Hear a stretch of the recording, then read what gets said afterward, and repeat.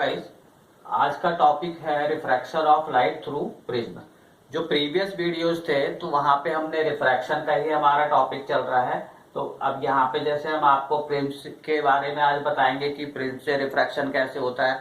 इससे previous video में हमने आपको ग्लास स्लैब से बताया था और उससे पहले वाले में हमने आपको बताया था थ्रू लेंसेज।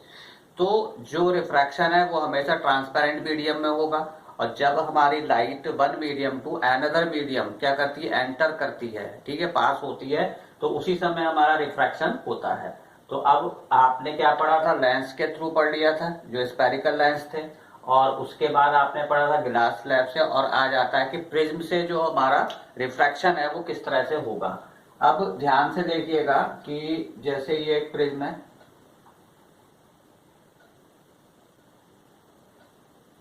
ठीक, ये आपका कहलाता है प्रिज्म एंगल, इसे ए से डिनोट किया जाता है, ठीक है। ये बेस ऑफ द प्रिज्म है। ये जो प्रिज्म आपका बना हुआ है ये इक्विलैटरल प्रिज्म होता है ये, ठीक है। अब देखिए ध्यान से, एक रे हमने ऐसे बनाई है, ठीक। ये रे कौन सी होगी, इंसिडेंट रे होती है। ये कौन सी है, ये इंसिडेंट रे है। ये इसका जो पाथ है वो पाथ किस तरह से है, इस तरह से था, ठीक है। लेकिन ये रिफ्रैक्शन जब इसमें होगा तो रिफ्रैक्शन में क्या होगा, ये लाइन इसके पैरेलल आ जाएगी और ये आपकी इमर्जेंट रे हो जाती है। तो पिछले जो आपने फिगर्स देखे थे तो वहां पे आपको क्लियर हो जाना चाहिए कि जो भी हमारा यहाँ पे, अब जैसे प्रिज्म है, लेंस है, ग्लास स्लैब है, उसकी ओर जो भी रे हमारी आ रही है तो वो कौन सी होगी, इंसिडेंट रे, ठीक है। जो लेंस के यहां से ग्लास में आगे मीडियम चेंज हो गया तो इसका पाथ भी चेंज हो गया, बैंड हो गई ये लाइट, तो ये वाली रिफ्रैक्टेड हो गई, और यहां से फिर ग्लास से फिर से ये एयर में वापस आ रही है, तो ये क्या कहलाती है, इमर्जेंट रे कहलाती है, ठीक। अब ध्यान से देखिए, पहले जो प्रीवियस वीडियो था उसमें आपने 5 फार्मूले देखे थे रिफ्रैक्टिव इंडेक्स फाइंड करने के। अब लास्ट फार्मूला आप यहाँ पे देखेंगे कि रिफ्रैक्टिव इंडेक्स जो है वो हम किस तरह से फाइंड करेंगे। इसको आप पीछे बढ़ा दीजिए, इस वाली रे को। तो अगर ये देखा जाए कि ये जो हमारी इंसिडेंस रे थी इसका पाथ कौन सा था, ये वाला था, ठीक है। अगर प्रिज्म नहीं होता तो इस तरह से जा रही होती। जब ये प्रिज्म बीच में आ गया तो इसका पाथ क्या हो गया, ये इस तरह से ये बैंड हो गई है, बैंड हो गई।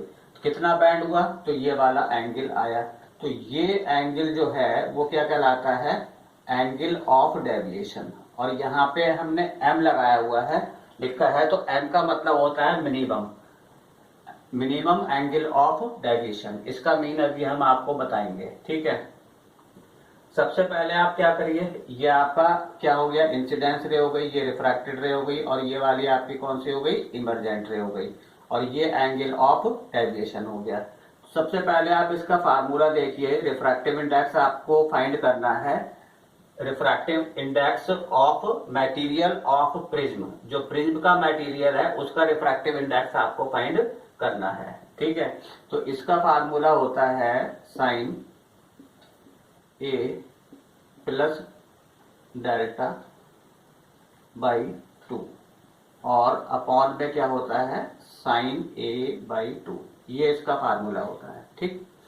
तो ये लास्ट फार्मूला हो गया, 5 प्रीवियस वीडियो में थे। ये फार्मूला नंबर कौन सा है आपका, 6 है। तो जिन स्टूडेंट्स ने प्रीवियस वीडियो नहीं देखी है, ठीक है, तो उन वीडियो को देखेंगे तो आपको जो फार्मूले थे 1 to 5 वो यहाँ पे आपको क्लियर हो जाएंगे। तो ये क्या हो गया, एंगल ऑफ प्रिज्म। अब जैसे इक्विलेटर प्रिज्म है तो ये 60 हो जाएगा।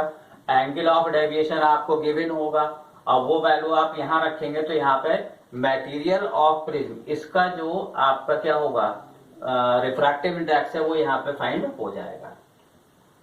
अब आते हैं यहाँ पे एंगल ऑफ डेविएशन, कि एंगल ऑफ डेविएशन क्या है। यहाँ पे हमने मिनिमम लिखा है, तो ये मिनिमम एंगल का यहाँ पे क्या सेंस है, ध्यान से देखिएगा।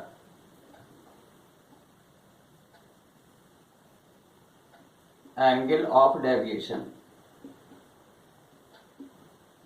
तो इसको अगर आप डिफाइन करोगे तो डिफाइन करने के तो आपका सीधा सा है कि एंगल बिटवीन इंसिडेंस रे and emergent ray is called angle of deviation.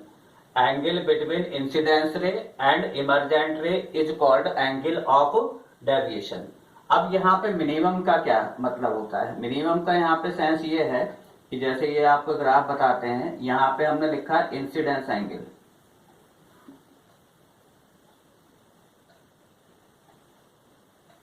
आई, और यहां पे लिखा है हमने एंगल ऑफ डेविएशन,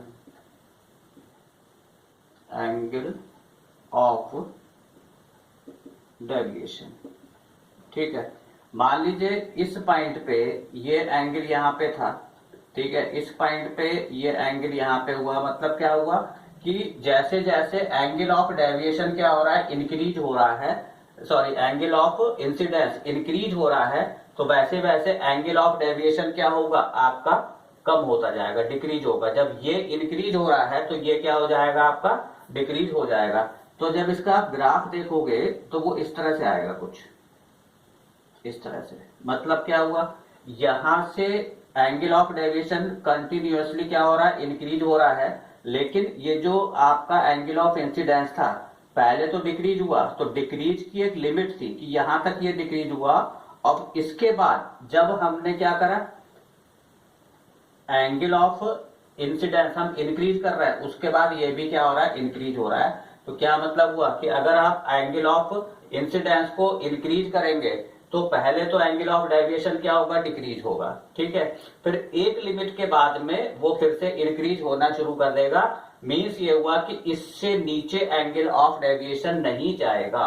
तो ये वाला जो एंगल हुआ आपका, ये एंगल ऑफ डेविएशन था ये, ठीक है। अब ये वाला जो एंगल हुआ, जो minimum value of angle of deviation हुई, तो इस वैल्यू को हम कहते हैं क्या, मिनिमम एंगल ऑफ डेविएशन। तो ये यहाँ पे कहलाता है। तो क्या हुआ कि अगर हम एंगल ऑफ इंसिडेंस को क्या करते हैं, इंक्रीज करते हैं, तो पहले तो एंगल ऑफ डेविएशन क्या होगा, डिक्रीज होगा, फिर एक लिमिट तक डिक्रीज होने के बाद फिर दोबारा से क्या होने लगेगा, इंक्रीज होगा। तो जो minimum value of angle of deviation है वही हमारी क्या कहलाती है, डेल्टा एम कहलाती है। तो वही वैल्यू हमने यहाँ पे आपको बताई है, ठीक। इसके बाद इसमें ये देखिए कि अगर जैसे आपको आई और आर ई ये सब शो करने होते हैं, तो अलग से देखो एक फिगर बना के फिर आपको क्लियर कर देते हैं। जैसे सपोज ये आपका प्रिज्म है, ठीक, ये आपने इंसिडेंस रे बनाई, ठीक है। यहाँ पे बच्चे फिगर रे डायग्राम बना तो लेते हैं, लेकिन वहां पे जब आई आर और ई ये शो करने होते हैं तो उन्हें बहुत टेंशन हो जाती है, कहाँ पे तो इसका आई होगा, कहाँ पे आर होगा। तो आपको हमेशा ये पता होना चाहिए कि एंगल ऑफ इंसिडेंस कौन सा होता है, angle between incident ray and normal. तो जहां पे भी ये पॉइंट ऑफ इंसिडेंस आता है वहां पे एक नॉर्मल बना लीजिए आप। क्या करा आपने, नॉर्मल बना दिया। नॉर्मल का मीन्स हुआ ये क्या हो गया आपका, 90 डिग्री हो गया। तो ये नॉर्मल है और ये क्या है आपका, इंसिडेंस रे है। तो इसके बीच जो ये एंगल बनेगा, ये एंगल आपका क्या हो जाएगा, एंगल ऑफ इंसिडेंस हो जाएगा, ठीक। अब आइए आप कहां पे, इसको यहां बना दीजिए। ये रिफ्रैक्टेड रेज हो गई, क्या हुई, रिफ्रैक्टेड रे हो गई। अब इधर का आप हटा दीजिए। इस वाले सरफेस के लिए मान लीजिए यहाँ पे हम बी लिख देते हैं, तो ए बी के लिए क्या हुआ, ये इंसिडेंस रे हो गई, ये पॉइंट ऑफ इंसिडेंस हुआ। तो यहाँ पे भी आप क्या करेंगे, यहाँ पे आप एक नॉर्मल बना दीजिए। ये नॉर्मल आ गया आपका, ठीक है। अब ध्यान से देखिए कि नॉर्मल ये हुआ, ठीक है, और रिफ्रैक्टेड रे ये हुई, ठीक है। इसके बीच का जो ये एंगल आ रहा है, तो यही एंगल आपका क्या कहलाएगा, आर कहलाएगा। ये वाला एंगल क्या हो गया आपका, आर। आर मीन्स हुआ एंगल ऑफ रिफ्रैक्शन। अब ये वाली जो ये थी यहां पे आ गई, ठीक है, तो ये इमर्जेंट रे हो गई। अब इमर्जेंट रे और ये क्या हुआ आपका, नॉर्मल हुआ। तो इसके बीच में जो भी एंगल आएगा तो यही आपका क्या कहलाएगा, क्या कहलाएगा, ये हो गया आपका एंगल ऑफ इमर्जेंट। ये आई हो गया एंगल बिटवीन इंसिडेंस रे एंड नॉर्मल, ये आर हो गया एंगल बिटवीन रिफ्रैक्टेड रे एंड नॉर्मल, और ये ई हो गया एंगल बिटवीन इमर्जेंट रे एंड नॉर्मल। तो आई आर एंड ई, और ये एंगल ऑफ क्या है आपका, ये हो गया आपका एंगल ऑफ प्रिज्म हो गया। ठीक, अब जैसे आपने पीछे पढ़ा था कि रिफ्रैक्शन में कि I इक्वल टू क्या होता है, E होता है, तो ये I equal to e prism में कब होगा ये पता है आपको, ये कब होगा ये होगा एट डेल्टा एम, मतलब ये उस कंडीशन में होगा जिस समय एंगल ऑफ डेविएशन क्या होगा, मिनिमम होगा। अगर एंगल ऑफ डेविएशन मिनिमम है, इसको ध्यान से जरा आप नोट कर लीजिए, अगर एंगल ऑफ डेविएशन कैसा है, मिनिमम है, तब I इक्वल टू क्या होगा आपका, E होगा। ठीक है, तो ये सब चीजें छोटी छोटी याद रखिएगा कि एंगल ऑफ डेविएशन जब मिनिमम होगा तभी I इक्वल टू E होगा प्रिज्म के केस में, अदरवाइज नहीं होगा। और एंगल ऑफ डेविएशन का एक मिनिमम वैल्यू होती है, उसी को हम लोग क्या कहते हैं, डेल्टा एम से डिनोट करते हैं। तो ये एंगल कौन सा वाला हुआ, ये मिनिमम वैल्यू वाला हुआ, तो वो वैल्यू यहाँ रखेंगे, तब यहाँ पे हमें क्या होगा, refractive index of material of prism आपको यहां से निकाल सकते हैं। ये इसका आपका प्रिज्म का एक कॉन्सेप्ट हुआ। इसके बाद में आता है आपका डिस्पर्जन ऑफ लाइट।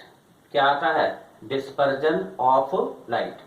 अब डिस्पर्जन ऑफ लाइट क्या होता है, देखिए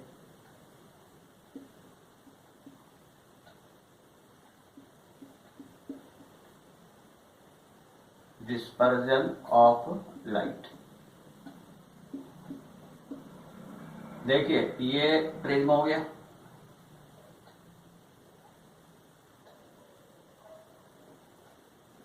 यहां पे हमने आपको एक रे बनाई है, कौन सी, इंसिडेंस रे, और इसका जो पाथ है वो ये है। पाथ आप बना लिया करिए, इसका रीजन अभी हम बताते हैं कि क्यों जरूरी है ये। ठीक है, यहाँ पे हम आपको क्या बताने जा रहे हैं कि डिस्पर्जन ऑफ लाइट। लाइट का मतलब यहाँ पे है व्हाइट लाइट से, किससे है ये, व्हाइट लाइट से। तो ये जो लाइट आ रही है ये कैसी है आपकी, व्हाइट लाइट है।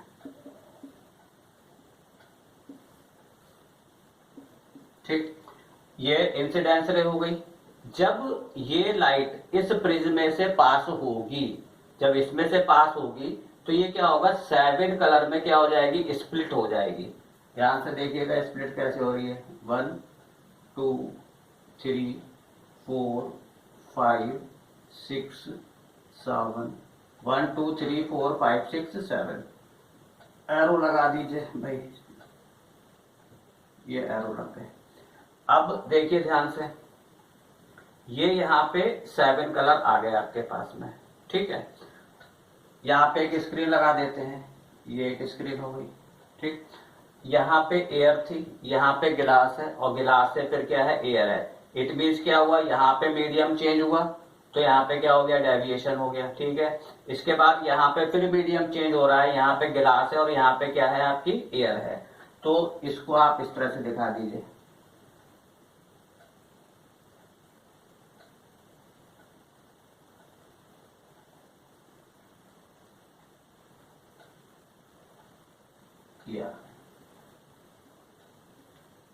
एरो लगाना मत भूलिएगा। तो ये जो हमने स्क्रीन लगाई थी, ठीक है, इस स्क्रीन पे हमें क्या हुआ, 7 कलर का एक बैंड मिल जाएगा। ये कब हुआ, जब हमने प्रिज्म में से व्हाइट लाइट को पास किया। We get a band of 7 colour on a screen. Screen पे हमने क्या करा, एक 7 कलर का बैंड हमें मिला। अब ये जो 7 कलर हैं ये कौन कौन से हैं, ये लोअर क्लासेस में भी आप पढ़ चुके हैं, ये होते हैं विब ग्योर के, उसमें विब ग्योर। ठीक, विब ग्योर, ये पैटर्न बिल्कुल सेट है कि इसी पैटर्न पे आपके जो कलर बैंड्स हैं यहाँ पे आपको मिलेंगे। ये कौन सा हो गया, violet, indigo, blue, green, yellow, orange and red. ठीक है, व्हाइट लाइट थी, इसे प्रिज्म से हमने पास किया, ये एंगल ऑफ प्रिज्म में यहाँ पे शो कर दिया करिए, और ये 7 कलर में क्या हो गई, स्प्लिट हो गई। और जो कलर बैंड हुआ उसमें सीक्वेंस क्या आई, violet, indigo, blue, green, yellow, orange and red. तो splitting of light, white light, splitting of white light passing through a prism into 7 constituent color। 7 constituent color से मतलब ये है कि जो व्हाइट लाइट है वो 7 कलर से मिलके बनी है, तो अपने 7 कलर में क्या होते हैं, ये अलग अलग हो जाते हैं। तो splitting of light, white light passing through a prism into its 7 constituent colour is called dispersion of light. और जब आप यहाँ पे कहेंगे ना इट्स 7 कलर, तो 7 कलर कहने के साथ ही आपको जब लिखेंगे, डिफाइन करेंगे, तो ब्रैकेट में आपको ये देना पड़ेगा कि violet, indigo, blue, green, yellow, orange and red, ये सीक्वेंस भी आपको देनी पड़ेगी। तो ये आपका डिस्पर्जन कहलाता है। तो डिस्पर्जन में क्या हुआ, व्हाइट लाइट को हम क्या कर रहे हैं, हम प्रिज्म से पास कर रहे हैं, वो अपने 7 कलर में क्या होती है, स्प्लिट हो जाती है। तो इस फेनोमेना को हम क्या कहते हैं, डिस्पर्जन ऑफ लाइट। ठीक है। उसके बाद में एक वर्ड आपने पढ़ा होगा, स्पेक्ट्रम।